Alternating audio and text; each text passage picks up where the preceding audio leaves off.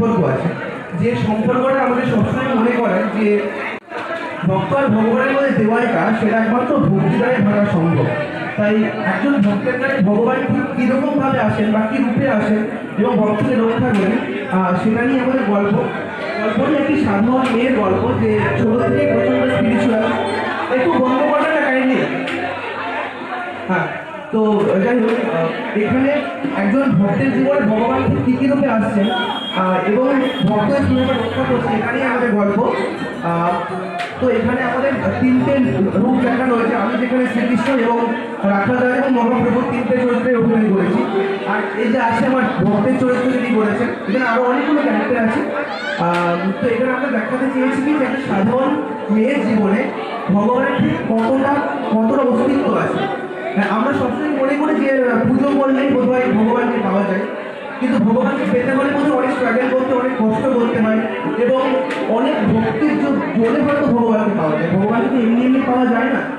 তো সেখানে একটি সাধারণ মেয়ে কীভাবে তার ভক্তি দিয়ে ভগবানের মনকে জয় করছে এবং তার জীবনে আসছে নতুন একটা মোড়, যেখানে আমরা মনে করি ভগবানের কাছে আমরা যখন সমর্পিত হই তখন আমাদের এই পৃথিবীর মধ্যে কোনো কিছু চাওয়া পাওয়া থাকে না।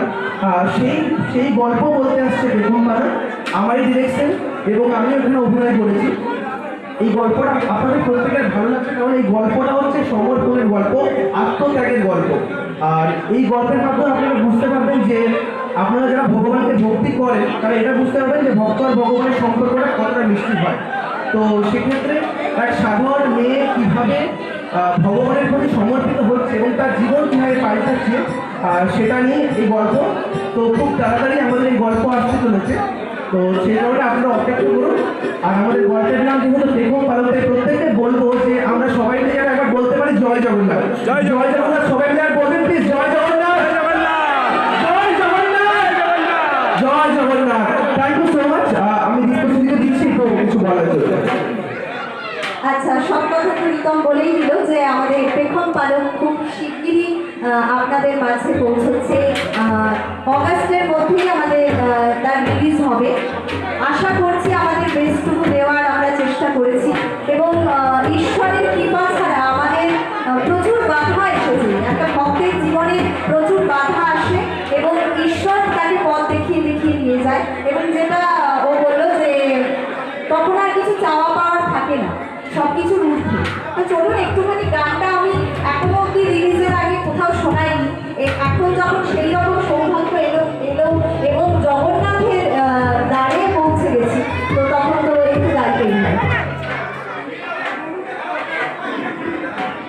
ছোট্ট মেয়ের ঘুমের ঘড়ি কৃষ্ণ রাধা এসে পেখম পালক বলিয়ে তাকে যেত ভালোবেসে। সেই মেয়ে যে ইচ্ছে হলো না, সুখে দুঃখে করবে সে সোনালি সংসার।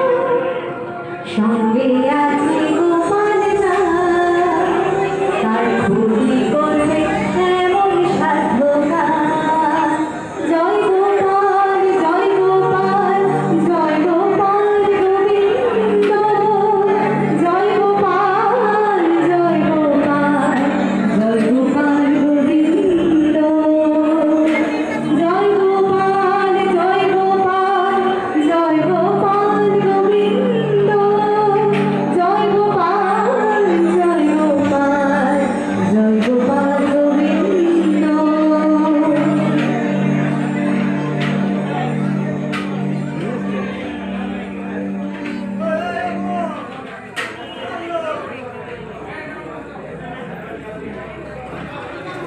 আসলে তোরা খাই কবু যায় না কোথাও ছেড়ে, অসুর হয়ে আসে যায় অসুরটা যায় সেরে।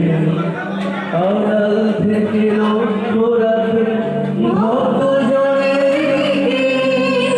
ভক্ত জানে বিপদে কাটিয়ে উঠতে শেখে, কাটিয়ে উঠতে শেখে।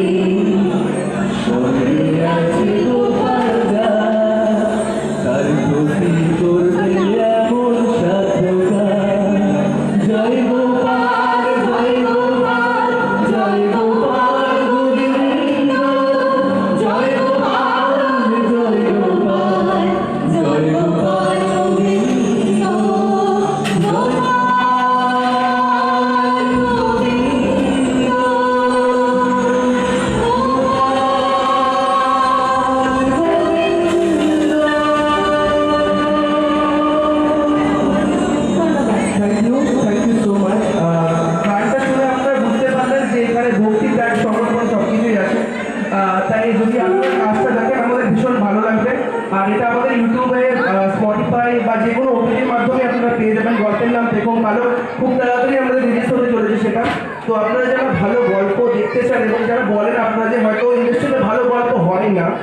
তো তাদের বলবো যে একটু পেখম পালকটা দেখবেন, কারণ এটা আপনাদের দেখার মতো গল্প।